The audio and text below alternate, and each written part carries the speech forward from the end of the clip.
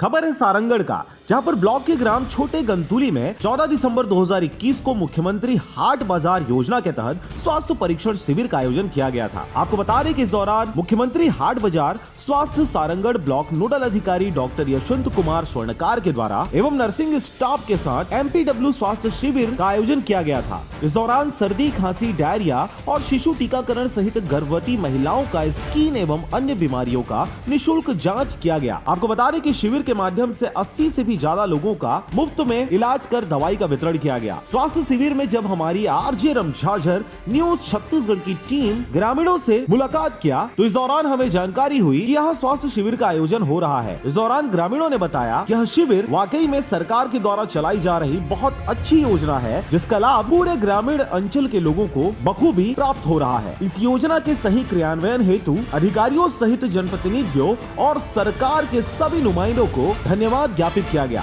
हमारे द्वारा पूरा हम लोग ब्लॉक में हमारे द्वारा किया जाता है, तो प्रति माह हमारे द्वारा 1100 के लगभग मरीज का जांच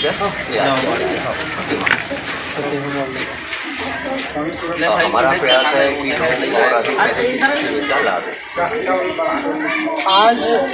आज कितने मरीज जी हमारे यहाँ जी हमारे जितने भी रहेंगे हम सभी को तो जांच की सुविधा प्रदान करेंगे।